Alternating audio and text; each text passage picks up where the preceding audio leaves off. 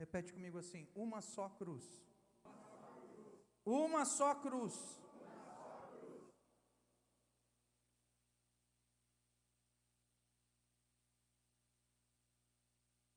Quem achou diz amém.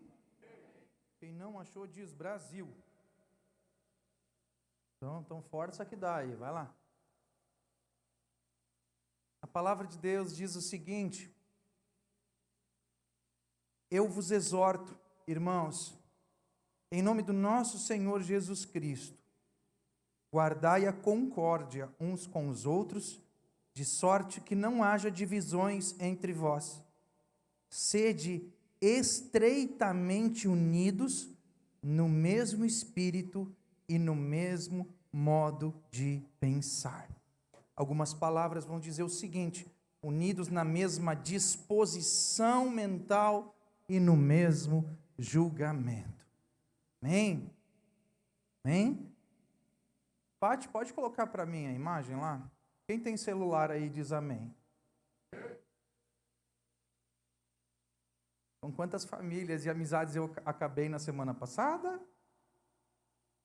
Quem está com o celular aí diz amém. Pega o celular, faz favor. Pode largar a Bíblia e pega o celular. Pega o celular. Alguém está vendo alguém não pegar o celular? Diz, tá, aqui, pastor, não está pegando. Fala para mim. Deixou em casa. O que foi? Aqui. O que tu vai fazer agora é o seguinte: abre a tua câmera.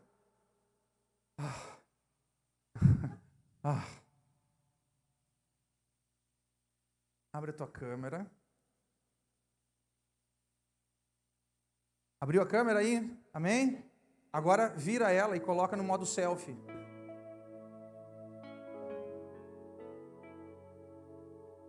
Isso. Agora bate uma selfie com quem está do teu lado aí. Isso, bate uma selfie. Isso, hashtag gatinho, vem cá, vem aqui, isso. Isso aí. Agora vira a câmera de novo, bota na frontal. Não, ela estava na selfie, agora vai na frontal. Na frontal é aqui, na outra. Agora, tira a foto dessa cruz aí. Baixa a luz aí, pessoal, tira a foto.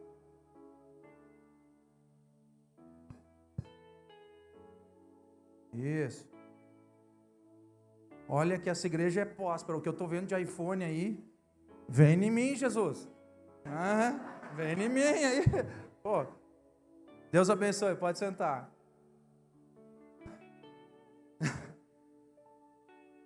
A primeira foto que você tirou, a selfie que você bateu, é uma missão que você tem, de orar por essa pessoa durante essa semana, e na semana que vem, te certificar de que essa pessoa vai estar no culto de novo. Se tu não tem o WhatsApp dele, pede o WhatsApp aí, faz favor. Pega o contato, pega o nome. Meu Deus, faz 25 anos que você vem nessa igreja. A igreja tem 36, aí tu vem 25 e não sabe o nome da pessoa. Pergunta para ela: qual é o teu nome? Qual é o teu time? Banco e senha. Vai fazendo um monte de perguntas, o pessoal vai revelando. Pergunta se é solteiro, se é casado, se está interessado, já pergunta. Quem é casado não pergunta. E a segunda foto que você tirou, que é dessa cruz, você lembra dessa cruz aqui? Onde é que ela está? Na frente da igreja. Essa é a cruz que nos identifica. E a partir de agora nós somos e nós temos ou estamos debaixo da mesma cruz. Você, ao carregar essa imagem, você ao carregar esse símbolo, você ao carregar a imagem que foi tirada nessa noite, nessa igreja, nesse momento, e eu falava antes para você que há 36 anos atrás, Deus estava com um sorriso gigante, porque Ele já enxergava você sentado aqui hoje. Ele já enxergava você orando pela pessoa que está do lado, orando por esse irmão, orando por essa irmã. Ele já sabia o final da tua história. Ele sabia aquilo que você faria 36 anos depois. Assim como ele já está enxergando os 40 anos, os 50 anos, os 70 anos, os 100 anos, os próximos pastores, os próximos membros, os próximos lugares que você e que nós vamos plantar. Você lembra o que você estava fazendo em 1986? Lembra? O que tu estava fazendo em 1986? Estava em São Paulo. Vamos revelar as idades. Quem é que não tinha nascido em 86? Jesus. Melhor, e água baixa? Quem já tinha nascido em 86? Meio a meio. Somando aqui dá 10 mil anos já. Deus escreve uma história em que todos nós participamos e todos nós somos protagonistas. Porque todos nós fomos resgatados pelo mesmo sangue puro e perfeito. E hoje nós carregamos dentro das nossas imagens, das nossas lembranças, a mesma cruz. É a mesma. É a cruz que reúne. Várias pessoas passam pela gente lá. Caramba, toda aquela igreja lá que tem uma cruz vermelha lá, chama atenção lá do outro lado. E da próxima eu vou botar aqui atrás para enxergar do outro lado também. Mas a cruz, ela tem, apesar de ser a mesma, apesar de ser única, de ter apenas um desenho, ela tem significados diferentes.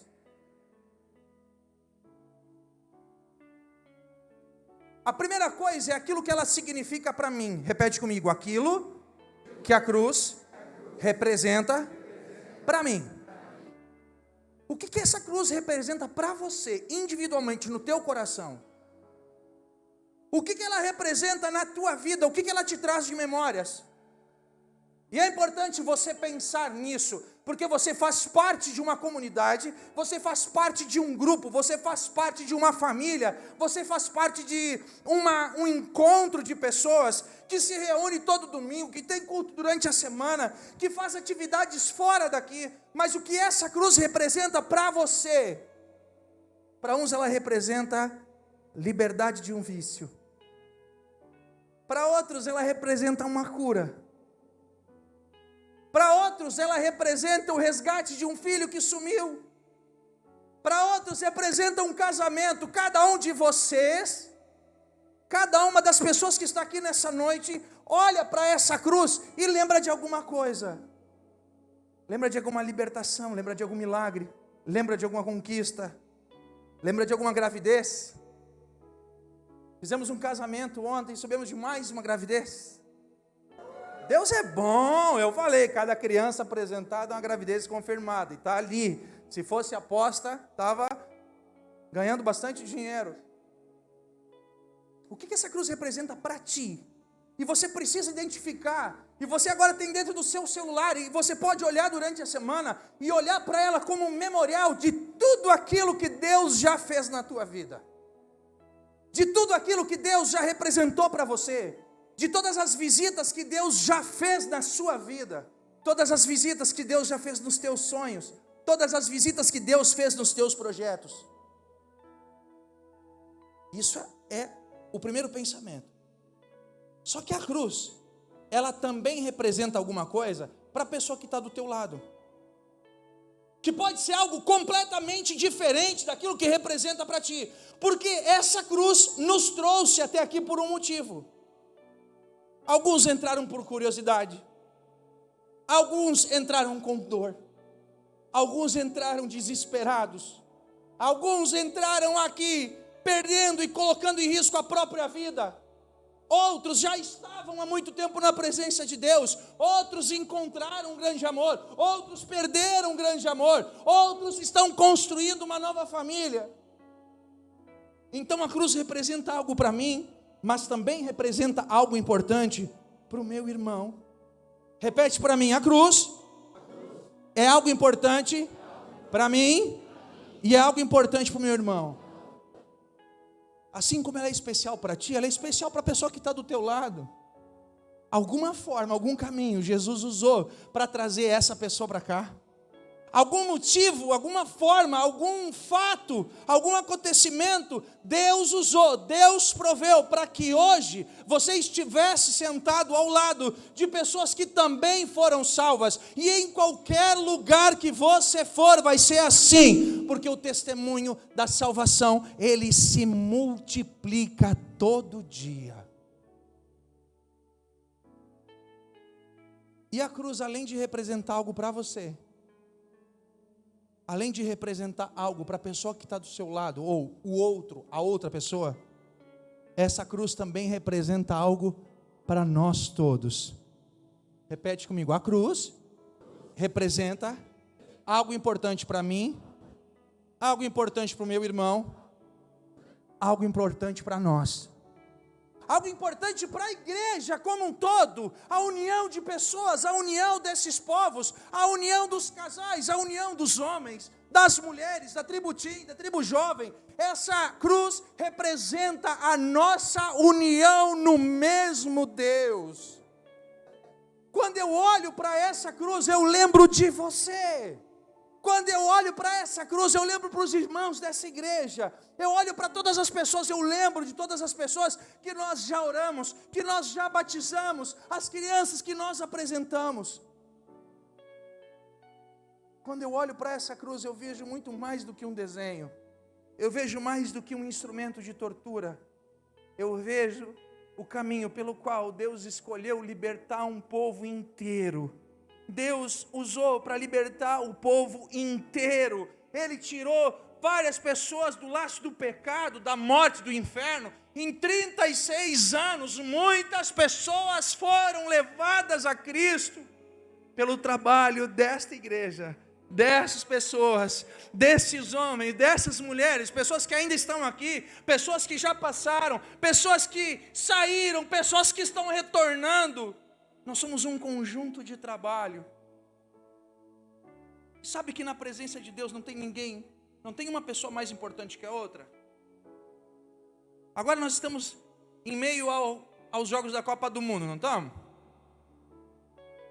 Quem é a estrela do Brasil? Ele jogou? Não jogou nada. Ele estava lá, mas jogar não jogou. Tem um mais famoso, mas agora, um jogador sozinho ganha a Copa? Precisa do goleiro, precisa do zagueiro, precisa do meio campo, precisa dos reservas, precisa do mordomo. Você conhece o mordomo? Já ouviu falar do mordomo? O mordomo é o cara que é contratado só para cuidar da roupa dos jogadores. Ele passa a roupa, ele lava a roupa. Esse cara também ganha a Copa.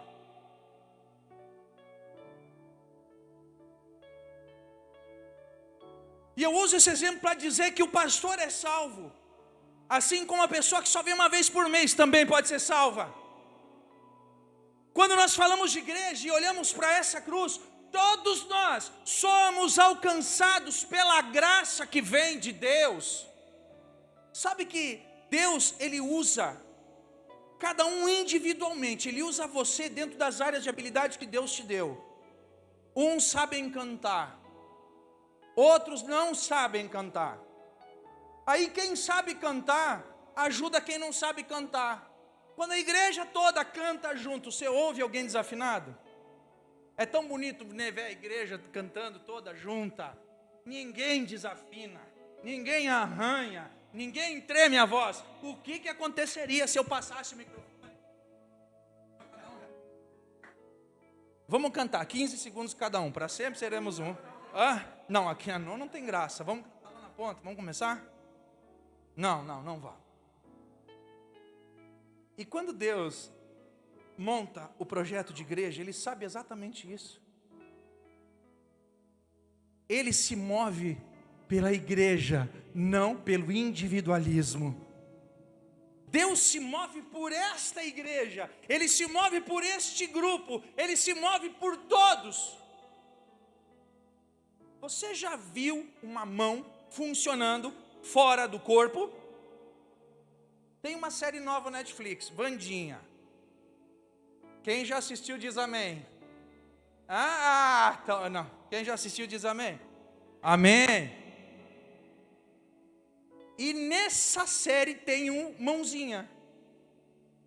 Dificilmente você não vai lembrar da família Addams, né? Que tem aquela família esquisitona e tem uma mãozinha. É uma mão só, daqui para baixo. E ela caminha, e ela anda, e ela faz, e ela instala, e ela conversa, e ela ajuda, e ela chama atenção. Mas é só na família Addams que uma mão funciona sozinha. Porque fora, na realidade, uma mão ela só funciona quando ela estiver no corpo.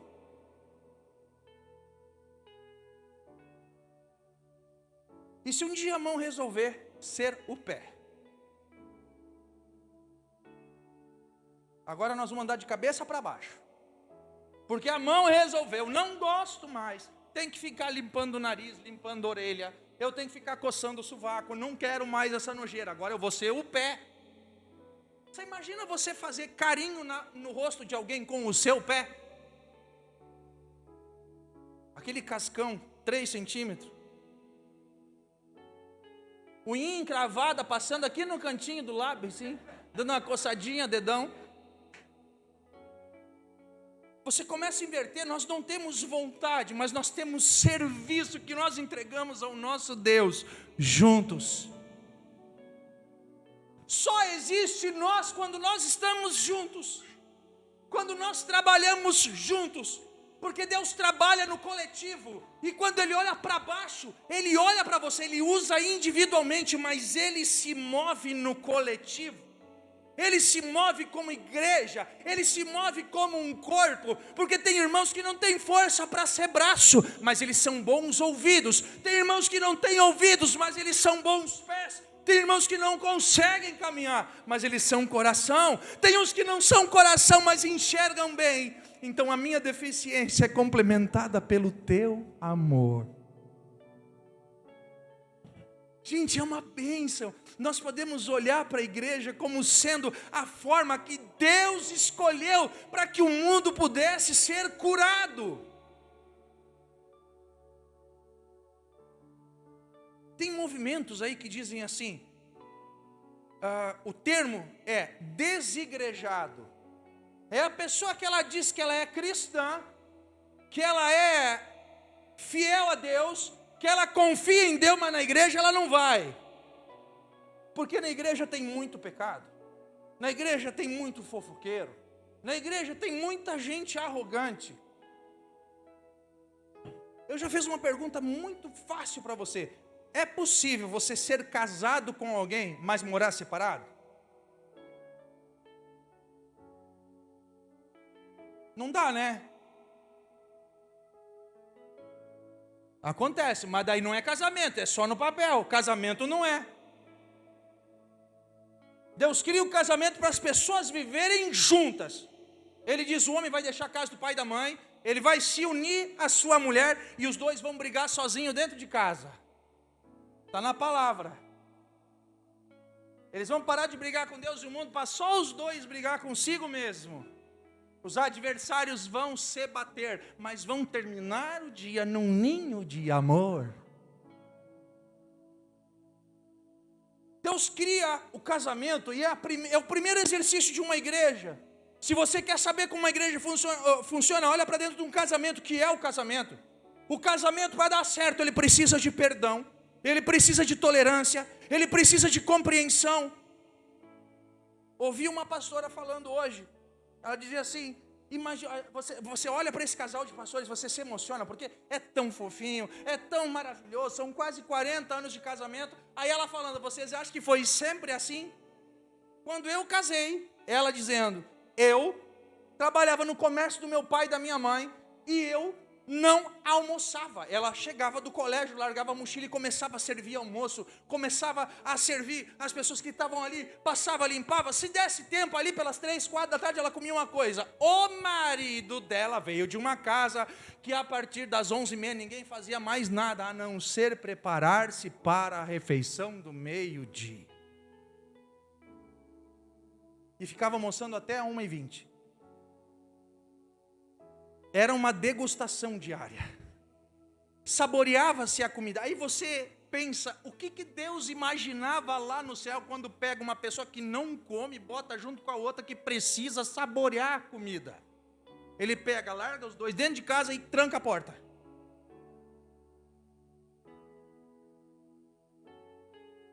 Será que Deus estava querendo se divertir? Não, Ele estava querendo ensinar que o egoísmo e o individualismo não funcionam para poder cumprir a vontade que Deus tem na vida de cada pessoa. Aquele que não come nada tem que aprender a sentar, e meu Deus do céu, a pessoa que come lento, ela irrita, ela incomoda. E a pessoa que está tentando saborear, ela não está botando nem o primeiro garfo na boca, o outro já está tirando os pratos, tirando as panelas, botando na pia. E ai, Jesus Cristo! A igreja não é igual. Tem os que são rápidos, ligeiros, são maravilhosos. Os outros são lento. Tem os que estão batendo palmas, sentindo a presença de Deus. Tem o outro que chega no final do culto, ele ainda está terminando o primeiro hino. Ele está cantando só o primeiro. Mas Deus nos coloca no mesmo lugar, para que nós todos possamos crescer juntos. Todos nós possamos entender juntos. Saber que Deus se manifesta de várias maneiras diferentes. Sim, Deus se move pela pessoa que está sentada do teu lado. Olha para ela, olha no grão do olho e vê se você consegue enxergar Deus aí. Será que dá para enxergar Deus? Será que dá para olhar Deus aí? Às vezes é difícil. Você consegue enxergar Deus do seu marido? Fala porque está junto, né?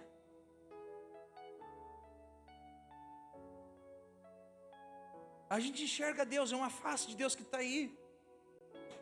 Pensa comigo, um dos primeiros versículos que diz, lá em Gênesis, quando ele está fazendo a criação do mundo, Deus olha para a humanidade e diz o seguinte: crescei e multiplicai-vos, e sede fecundos, sejam frutíferos. Aí a gente olha para esse versículo e olha, e é aqui que Deus está dizendo para a gente ter um monte de filho. Primeira pergunta que eu vou te fazer: tem como reproduzir sozinho? Para poder nascer um filhinho precisa do quê? Tchaca-tchaca, né? Mas antes do tchaca-tchaca precisa do quê? Um homem e uma mulher, que fazem aquelas coisas loucas que Deus inventou. E nasce uma criancinha. Se até para multiplicar o próprio ser humano, quanto mais para multiplicar a vontade de Deus. Veja que Deus cria o homem, Ele cria a sua imagem e semelhança, e olhe além disso. Ele não faz só um boneco, Ele coloca dentro do homem tudo aquilo que Ele próprio é. Ele coloca a capacidade de amar, a capacidade de criar, a capacidade de crescer, a capacidade de abraçar, a capacidade de fazer um carinho, a capacidade de dar a mão, de levantar, de alimentar, de dar segurança. Deus coloca tudo isso dentro do homem, e depois de colocar tudo isso dentro do homem, Ele diz: cresçam e multiplicam, ou sejam, cresçam e multipliquem aquilo que eu sou dentro de você. Então, quando você engravida, as meninas engravidam aí, você não está apenas dando à luz a uma criança, mas você está trazendo ao mundo a oportunidade da humanidade ver Deus de novo. Você está dando a oportunidade para que mais um pedacinho de Deus possa alcançar pessoas. E funciona assim da mesma forma, quando você traz alguém para Cristo, quando você traz alguém que nasce de novo, você permite que a humanidade possa olhar mais um pedacinho de Deus. O Deus que transforma, o Deus que salva, o Deus que cura, o Deus que transforma um bêbado em alguém direito, alguém que é bandido em alguém honesto, alguém que é brigão em alguém que traz a paz. É a mesma cruz, que significa uma coisa para você, significa outra para mim, mas significa a mesma coisa para nós. Um lugar, um celeiro, pode ser uma maternidade de onde saem grandes testemunhos daquilo que Deus faz, daquilo que Deus coloca, daquilo que Deus é. Veja que algumas Bíblias, quando nós estávamos lendo antes, a minha linguagem, ela tem algumas expressões diferentes. Ela diz assim, Paulo está falando, sede estreitamente unidos. Repete comigo, estreitamente unidos. O que é estreitamente unidos? É unidos bem estreitinho, apertadinho. Quem já dormiu em dois numa cama de solteiro? Levanta a mão que eu quero ver a vergonha que vocês passaram. Isso. Dá para dormir em dois numa cama de solteiro? Mas você tem que fazer alguns ajustes. Olha o que a Miriam falou, comigo não dá. Você conhece a pessoa que tem o sono cadáver? A pessoa, do mesmo jeito que ela pega no sono, ela acorda de manhã.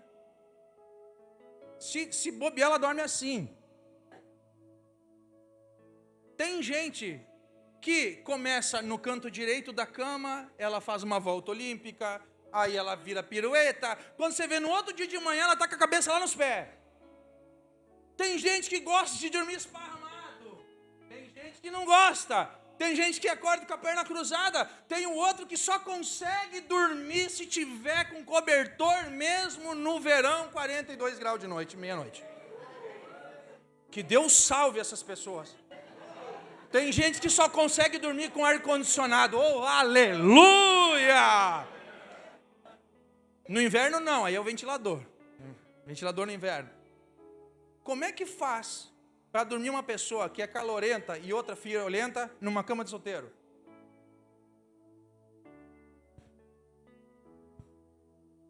Primeira coisa, que se você se dispôs a dormir com alguém numa cama de solteiro, é que o interesse você tem. Ou é um amigo, ou é um parceiro, ou está no quartel.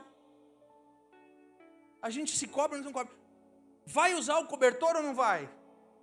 Dorme a cabeça para o mesmo lado ou dorme cabeças viradas para o outro lado? O que Paulo está dizendo aqui é, usando esse exemplo, ele não está falando de cama de solteiro aqui, eu estou falando. Que se você vai dormir na cama de solteiro com alguém, levanta um casalzinho de novo aí que levantou a mão antes e falou, quem já dormiu na cama de solteiro? Quem já dormiu? Fernando e Bruna.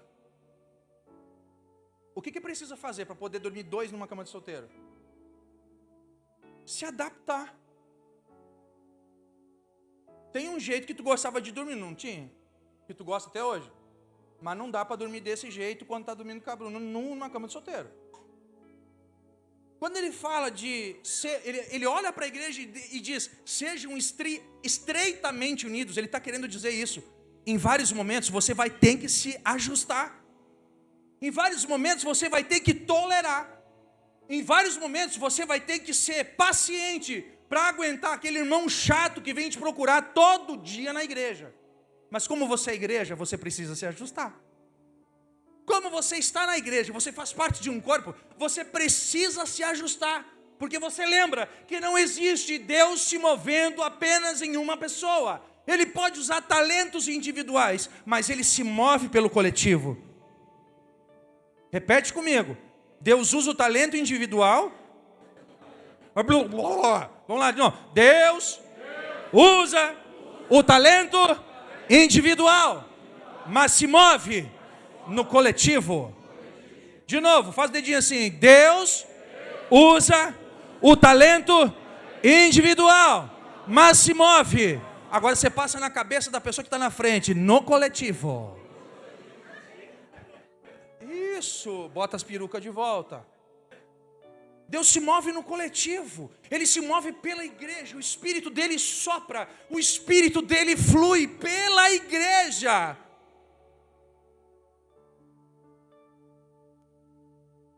A perseguição não parou, o Coliseu não parou.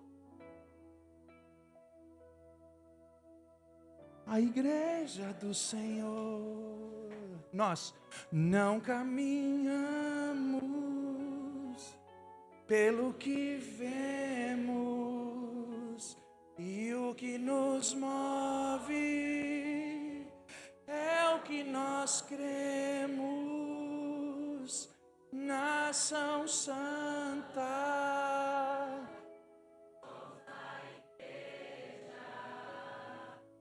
Estamos por fé, estamos de pé. Eu não consigo ficar de pé se você não segurar minha mão.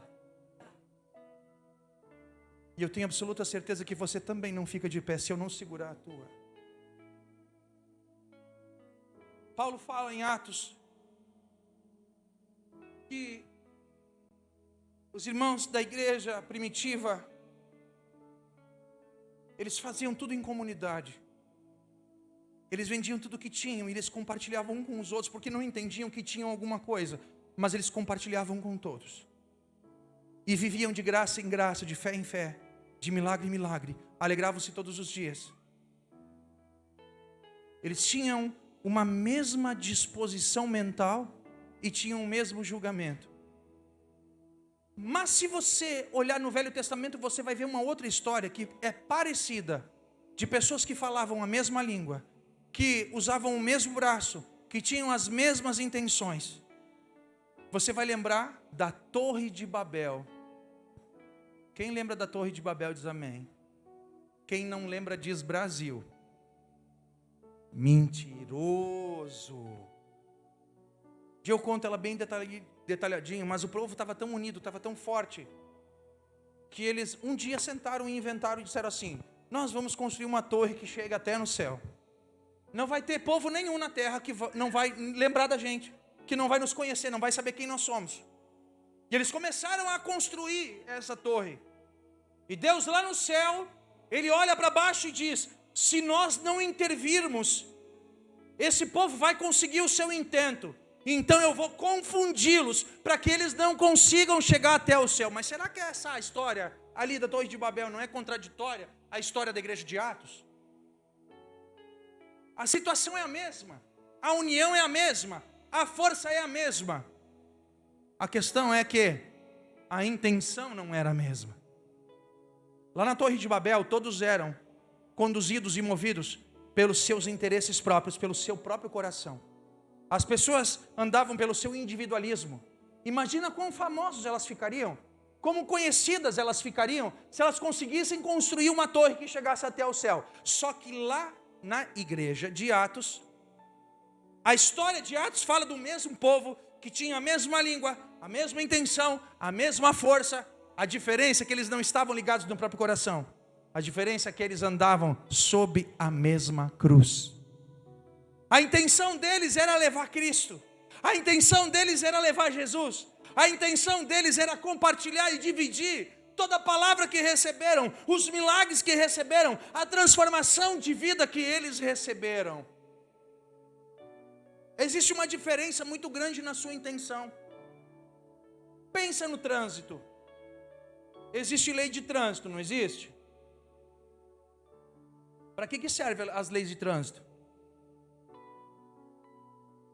A intenção dela é garantir a segurança viária. A intenção do Código de Trânsito Brasileiro é garantir que você saia da sua casa e vá para o seu trabalho em segurança. Que você não sofra um acidente, que você possa sair do seu trabalho e você volte para casa em segurança. Aí vamos voltar lá para os exemplos, para as importâncias. As leis de trânsito significam alguma coisa para mim. Quem dirige aí, levanta a mão, quero ver. Muitos motoristas, né? Quer dizer, muitos têm carteira, mas isso não quer dizer que sabe dirigir. Você olha para a lei só para você. O que acontece se você está com seu carro na BR e você resolve lá a velocidade saindo de Estrela é 100 por hora, mas você decide, hoje eu vou andar a 40 na BR. O que acontece com quem está atrás de ti? A sua decisão individual vai fazer com que a vida dos outros seja atrasada. Você está com uma disposição tranquila, uma paciência tranquila? Você não tem nada melhor para fazer a não ser travar o trânsito na BR. As leis de trânsito significam algo para você. Mas as leis de trânsito também significam outra coisa para os outros motoristas. Você conhece um motorista que sai de casa, anda 100 quilômetros e ele não olha no retrovisor? Ele não liga um pisca? É o cara que sai de casa e diz, os outros que lutem, eles que se virem, eu vou chegar onde eu preciso. Não troca de marcha, o motorzinho velho tá grudado aqui na direção, não olha para o lado.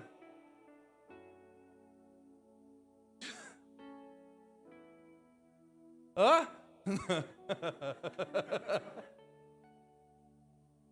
O que acontece se ele tomar uma decisão de andar devagar, de não ligar o pisca? Quando você está dirigindo, você também tem que se preocupar com o que os outros estão pensando, porque ele, pela irresponsabilidade dele, ele pode tirar a tua vida. Se ele resolver andar devagar, você também vai andar devagar. Se ele andar um pouco mais rápido, você vai andar um pouco mais rápido. Se ele frear de soco, você tem o risco de bater atrás dele. Agora, quando todo mundo que está no mesmo trânsito resolve fazer a mesma coisa, quando todo mundo tem a mesma intenção, se todo mundo tiver a mesma intenção, é possível fazer uma greve e parar uma cidade. Se todo mundo tiver a mesma intenção, vocês não param uma cidade. Se todos tiverem a mesma intenção, todos vão para o trabalho em segurança e voltam para casa em segurança. Todos andam bem, todos chegam felizes, chegam tranquilos.